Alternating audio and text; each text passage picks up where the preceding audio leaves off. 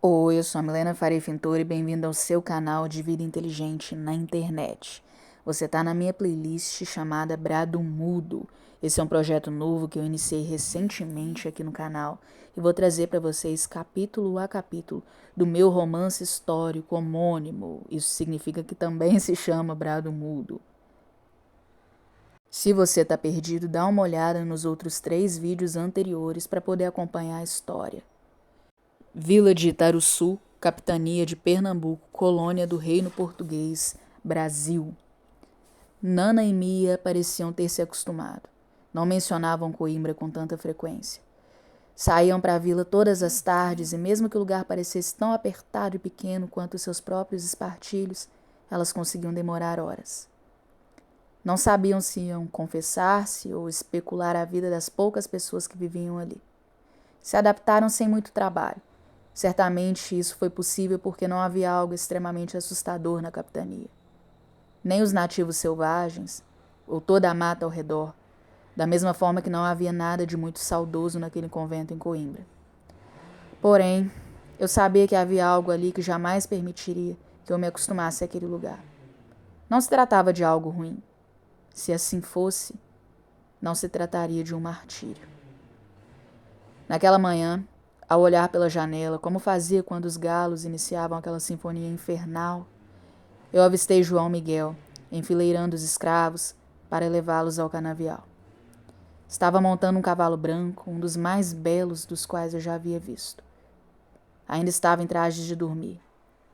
Vesti-me rapidamente com o vestido do dia anterior e me apressei em sair da casa antes que ele fosse para a plantação. Mesmo despenteada, e o dia ainda não totalmente claro, lá estava eu. João Miguel, disse, evitando que ele saísse da fazenda, como quem gritasse para ser ouvida. Olhou em minha direção, franzindo a testa, estranhando minha presença. O que faz-se acordada tão cedo, senhora? Indagou vindo até mim, no cavalo. Quantos equinos temos aqui no engenho? Muitos, senhora, todos de excelente qualidade. Mas qual o motivo de tal interesse? Eu não consegui dar a devida atenção às suas respostas. O cavalo parecia olhar-me nos olhos. Levei as mãos à crina espessa que lhe caía sobre o longo rosto. Animais são mais fáceis de lidar. Não há maldade neles. São os únicos capazes de nutrir afeto desinteressado. E qual deles meu pai monta? Esse mesmo, senhora. Aquele cavalo era a melhor companhia que eu poderia ter em Itaruçu. A mais sincera, mais agradável. A segunda melhor, certamente. E o que faz montado no cavalo de meu pai? Perguntei, roçando os dedos sobre a pelugem macia do animal. Como o senhor vosso pai não sai da casa grande há meses, eu tomei a liberdade de cuidar do animal. Fuzilei-o com os olhos, sem sentir a necessidade de disfarçar minha antipatia. Pois desça dele e não se preocupe mais com seus cuidados. Cavalos podem ser perigosos para uma menina do seu tamanho. Ele advertiu, visivelmente insatisfeito, desmontando o animal. Pois eu o quero, respondi. E o terá, se quiser, senhorita, como já deve estar habituada. Conhece bem meu pai, não é? Perguntei, ignorando o que me parecia uma provocação de sua parte. Mais do que a senhorita mesma. Olhei ao redor, os escravos seguindo nas filas, caminhando sem nenhum entusiasmo pela estrada de terra à minha frente. Corri os olhos pelas mãos de João Miguel. Trazia consigo um chicote. Era o que eu ouvi estalar ainda no meu quarto. Diga-me por que ele não sai da casa grande. Fui cautelosa em minha curiosidade, restringindo-me apenas a olhar o cavalo. Afonso é um fidalgo? Homens com títulos de nobreza não colocam a mão na terra, eles apenas lidam com os papéis, senhora. Vosso pai sabe que cuido de tudo da forma mais eficiente possível. E eu devo agradecê-lo por zelar pelo meu patrimônio? Ironizei, diante de seu ar compungido. Seu futuro marido fará. Isso pertencerá a ele, assim como a senhorita. Respondeu-me num tom aveludado, sem imaginar o impacto que aquelas palavras causavam-me. Certamente imaginava. Garanta que o cavalo esteja sempre à minha disposição. Ordenei, dando-lhe as costas sem esperar resposta, caminhando para dentro da casa. Eu jamais havia pensado naquilo. Eu teria um marido. Em algum momento eu me casaria. Tal ideia, ou o mais importante, o fato de não ser somente uma ideia, não me causou satisfação. Pensar naquilo me trouxe dor. João Miguel havia me esbofeteado para me trazer a consciência de volta. Me prenderiam a alguém. Minha vida seria entrelaçada à vida de um homem a quem eu teria que dar filhos, preferencialmente filhos homens, para que não sofressem da mesma inconformidade da qual eu provava naquela manhã. Fui quarto adentro com a intenção de voltar a me deitar.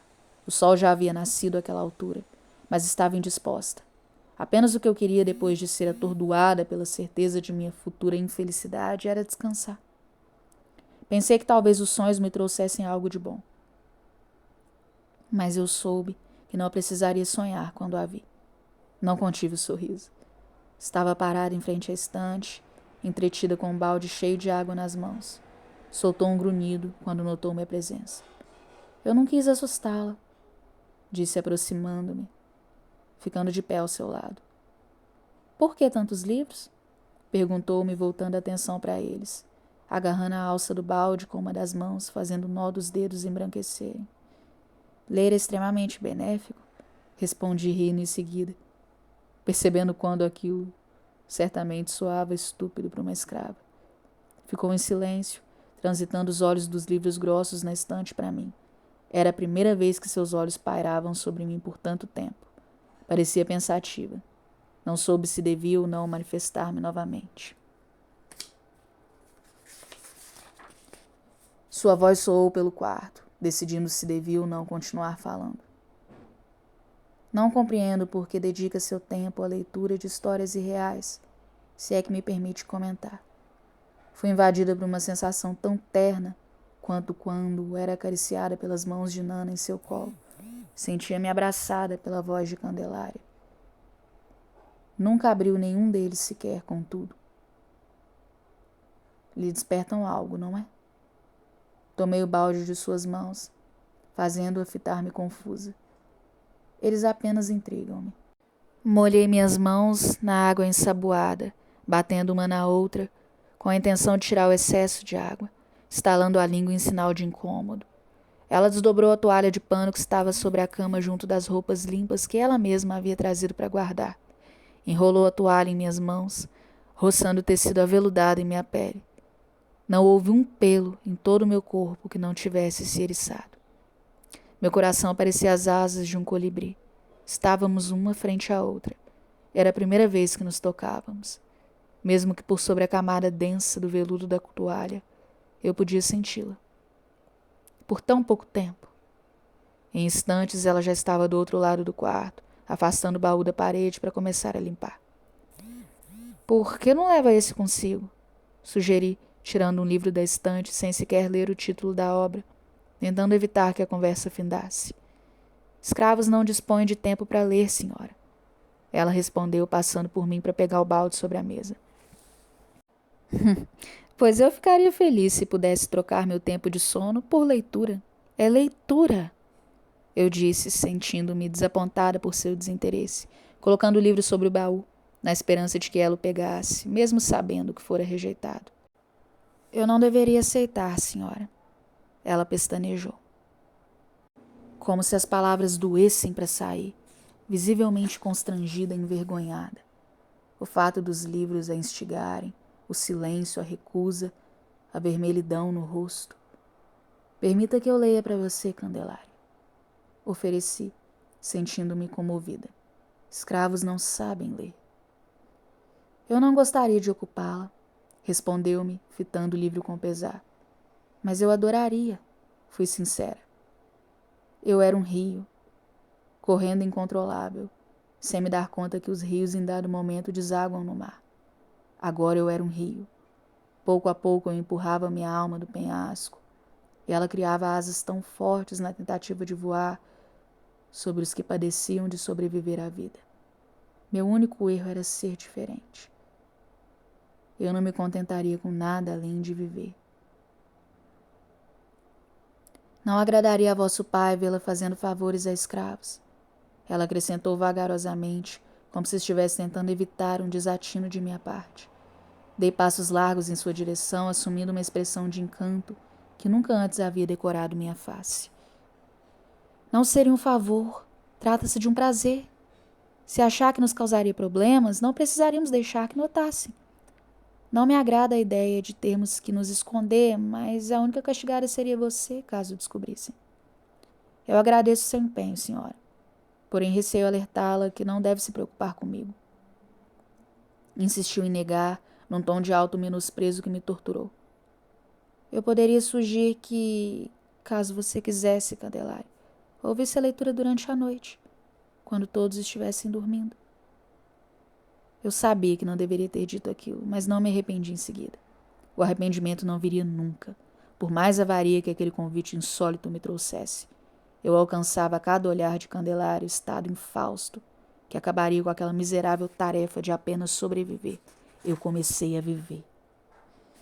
Eu não tenho autorização para vir até a casa grande durante a noite, senhora, disse num tom de lamento.